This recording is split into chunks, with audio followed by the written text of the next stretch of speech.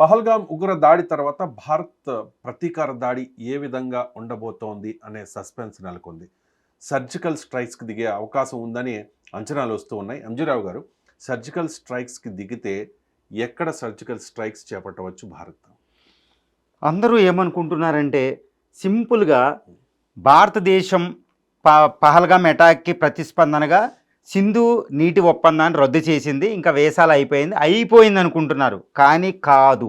ఎట్టి పరిస్థితుల్లో ఇప్పుడు భారతదేశం ఏంటంటే తన రఫేల్స్ యుద్ధ విమానాలు ఇక్కడ అంబాలా నుండి లాహోర్కి దగ్గరలో మురిడ్జ్గే అని ఒక చిన్న పట్టణం దగ్గర జేఈఎం జైష్ ఈ మహమ్మద్ అనే తీవ్రవాద సంస్థ హెడ్ క్వార్టర్ ఉంది. అక్కడ ఏంటంటే మహమ్మద్ సయీఫ్ అనే వాడు ఇక్కడ ఉంటాడనమాట. వాడు శిష్యుడు సాజిద్ అనేవాడు ద రెసిస్టెన్స్ ఫ్రంట్ పెట్టి పహల్గామ్ అటాక్ చేశాడు. వీళ్ళు ఉండేది లాహోర్కి సబర్బన్లో ఒక మురిడ్జ్గే అని చిన్న సిటీలో ఉంటుందన్నమాట. ఇప్పుడు భారతదేశం తన రఫేల్ ఫైటర్స్ ద్వారా, ఎందుకంటే రఫేల్ అనేవి స్టెల్త్ ఫైటర్సు, ఈ స్టెల్త్ ఫైటర్స్ వెళ్ళి రాడార్కి చిక్కకుండా పాకిస్తాన్ ఎయిర్ డిఫెన్స్ సిస్టమ్కి తక్కకుండా ఈ లాహోర్ దగ్గర ఉన్న ఈ లష్కర్ ఈ తోయిబా, ఈ జేఈఎం లష్కర్ ఈ తోయిబా, ఈ లష్కర్ ఈ తోయిబా హెడ్ క్వార్టర్ని అటాక్ చేయడానికి పూర్తి సన్నద్ధంగా భారతదేశం వ్యూహాన్ని రచిస్తుందని మనకు తెలుస్తుంది అనమాట. ఎందుకు రఫేల్నే వాడాలి? రఫేల్ ఎందుకు వాడాలంటే రఫేల్ అనేది ఒక స్టెల్త్ బాంబర్, 4.5 జెన్ అనమాట. ఇదండి ఈ 4.5 జనరేషన్ అనమాట. స్టెల్త్ ఫైటరు, రాడార్లకు దొరకదు. అందులో ఉండే మికా అనేది ఒక అస్త్ర అనే మిసైల్స్, ఈ బ్రహ్మోస్ మిసైల్స్ అని ఏంటంటే ఎవరినైనా మొట్టి పెట్టేస్తుంది, తనకు తాను రక్షించుకోగలుగుతుంది, మాన్యూవరబిలిటీ బాగుంటుంది. అందుకనే మీకు ఇది ఉపయోగిస్తుంది అనమాట. ఈ విషయంలో మన భారతదేశం ఈ వీటినే ఉపయోగించే అవకాశం ఉంది. ఏది మన ఫైటర్స్ని, రఫేల్ ఫైటర్స్ అండి. రైట్. ఒకవేళ ఈ రఫేల్ అటాక్ చేయడానికి వెళ్ళినప్పుడు పాక్ ప్రతిగా అటాక్ చేస్తే ఏంటి పరిస్థితి? చాలా ముఖ్యమైన ప్రశ్న అండి. ఎందుకంటే పాకిస్తాన్ ఒక అధునాతనమైన 12th largest military power on the earth with అణుబాంబులండి. అది కూడా ఆత్మవిశ్వాసం ఉంటుంది. పాకిస్తాన్ డూ ఆర్ డై మోడ్లో పోతుంది. మేము ఎందుకు ఆగాలి అని ఉంటుంది. అందుకని మనం వెళ్ళి లాహోర్ దగ్గరున్న దాన్నే మనం అటాక్ చేస్తే, లాహోర్ అంటే కరాచీ తర్వాత అతిపెద్ద పట్టణం అనమాట. లాహోర్ అనేది చాలా ముఖ్య పట్టణం. దాని పాకిస్తానీ కల్చరే ఆధారపడి ఉంటుంది అనమాట లాహోర్ అని. దాని దగ్గరికి వెళ్ళి మన యుద్ధ విమానం వెళ్ళి వాళ్ళు పెద్ద మంచిగా పోషించుకున్న ఒక బిడ్డ లాంటి జైష్ ఈ మహమ్మద్ని, వాళ్ళ సాజిద్ మహమ్మద్ హఫీజ్ సయ్యద్ లాంటి వాళ్ళని, ఈ సాజిద్ లాంటి వాళ్ళని మొన్న వాళ్ళు సెలబ్రేట్ చేసుకున్న వాళ్ళు చంపేస్తే అదేమైనా తిన్న కూర్చుంటుందండి. అది కూడా ఏంటి, F-16 లాంటి బాంబర్స్ వెంటనే ఇండియా మీదకి వచ్చేస్తాయి. అందుకే భారతదేశానికి ఒక వ్యూహం ఉందన్నమాట. ఎందుకంటే ఆ వ్యూహం ఏంటంటే మీకు ఈ రఫేల్ ఫైటర్స్ని, ఇప్పుడు అంబాలా దగ్గర రఫేల్ ఫైటర్స్ని ఎయిర్ ఫోర్స్ని అలర్ట్ చేస్తాయి. రెండోది ఏంటంటే ఈ ఇండియన్ ఓషన్లో విక్రాంత్, INS విక్రాంత్, విక్రమాదిత్య, INS విక్రాంత్ అని 2 ఎయిర్ క్రాఫ్ట్ క్యారియర్లను ఆల్రెడీ మోహరించి పెట్టింది.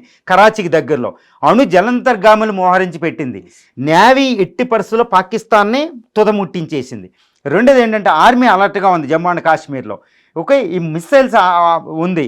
తర్వాత ముఖ్యమైనది ఏంటంటే భారతదేశం తన అమ్ముల పొదుల పాశుపతాస్త్రంగా చెప్పబడే S-400 మిస్సైల్ని, అంటే S-400 అనేది ఎయిర్ డిఫెన్స్ సిస్టమ్ అండి. దీన్ని మోహరించి పెట్టింది మన వెస్టర్న్ బౌండరీ పాకిస్తాన్ డోమ్ వ్యవస్థ లాంటిదా ఇది? ఎస్ అండి, దానికంటే అధునాతనమైంది. ఇప్పుడు అమెరికా దగ్గర ఉన్న పేట్రియాటిక్ సిస్టమ్ అనేది ఉంటుంది ఎయిర్ డిఫెన్స్, దానికంటే అధునాతనమైంది. ప్రపంచంలో ఇంత శక్తివంతమైన ఎయిర్ డిఫెన్స్ సిస్టమ్ లేదు. ఇది మనం రష్యా నుంచి దిగుమతి చేసుకుంటాం. ఇప్పుడు అందరూ చెప్తూ ఉన్నారు S-400 అని. What is the importance of S-400? S-400 అంటే S-400, S-100, S-200, S-300, S-400 అధునాతనం అన్నాడు. 1980 నుంచి తయారు చేసింది రష్యా అమెరికాకి ఎగ్నెస్ట్గా. ఇది ప్రపంచంలోనే అత్యాధునిక ఎయిర్ డిఫెన్స్ సిస్టమ్ అంట. ఏంటే 1000 కిలోమీటర్ల పరిధిలో పక్షి పైకి వెళ్ళినా ఇది పసిగట్టేది. 1000 కిలోమీటర్ల పరిధిలో 1000 కిలోమీటర్ల పరిధి రాడార్ సిస్టమ్ ఉంటుందంట. ఈ S-400 సిస్టమ్ అనేది మనం $5.3 బిలియన్ పెట్టి, అంటే ఎంతో గుర్తుపెట్టుకోండి, అంటే కొన్ని లక్ష కోట్ల దాకా పెట్టి మనం రష్యా నుంచి తెచ్చుకున్న 5 బ్యాటరీలు, 5 సిస్టమ్లు అనమాట. ఈ ఒక్కొక్క సిస్టంలో రాడార్ ఉంటుంది. ఈ రాడార్ తర్వాత దాన్ని పసిగట్టే వ్యవస్థ అనమాట. ఈ పసిగట్టే తర్వాత శత్రు విమానాలు, శత్రువులు మిసైలు, శత్రువులు ఏది డ్రోన్లు ఏది కదిలినా ఒకేసారి 100 టార్గెట్లు ఢీకుంటుంది అనమాట. 100 టార్గెట్లు అంటే అది పైకి లెగిసేటప్పటికి ఇది వెళ్ళి కొట్టేస్తుంది అనమాట. సో దీన్ని దాటి ఏ యుద్ధ విమానం ఏది కూడా రాలేదు. ఈవెన్ అండి ఇప్పుడు 5th జనరేషన్ F-35 అమెరికా లాంటి యుద్ధ విమానాలే దీన్ని దాటుకుని రాలేవన్నమాట. దాన్ని భారతదేశం ఈ ఎస్ట్ బోర్డర్ దగ్గర మోహరించిందనమాట. ఇప్పుడు ఇది మోహరించగానే ఇంకా పాకిస్తాన్ వాయు వ్యవస్థ, పాకిస్తాను అన్ని నేవీ ఇవి ఏవి కూడా శక్తినీయులైపోయినాయి. ఎందుకంటే ఏ యుద్ధ విమానం 100 విమానాలు ఒకేసారి అటాక్ చేసేస్తాయండి. ఢిల్లీ మీద వచ్చేయచ్చు, అమృత్సర్ మీద వచ్చేది. ఈ 100 విమానాలు పైకి లెగ్గానే 400 కిలోమీటర్ల అవతలే ఈ S-400 సిస్టమ్ కొట్టేస్తుంది. ఈ రాడార్ ఉంటుంది. ఇది ఎంత అంటే 400 కిలోమీటర్ పరిధిలో ఏ మిసైల్ ఏ యుద్ధ విమానాన్ని కోగొడతాయి. మళ్ళీ ఎంత ఎత్తు అంటే భూమి నుండి 30 కిలోమీటర్ ఆల్టిట్యూడ్, 30 కిలోమీటర్ రేంజు, 400 కిలోమీటర్ల పరిధి. ఇదే అత్యాధునిక. అందుకనే 1,00,000 కోట్లు పైబడి పెట్టాం. ఇది రష్యా నుంచి మనం తెచ్చుకున్నాం. రష్యా నుంచి చైనా కూడా కొందనమాట. ఇదంటే అమెరికా F-35 5th జనరేషన్ ఫైటర్సే ఈ శత్రు దుర్భేద్యాన్ని దాటుకు రాలేవు.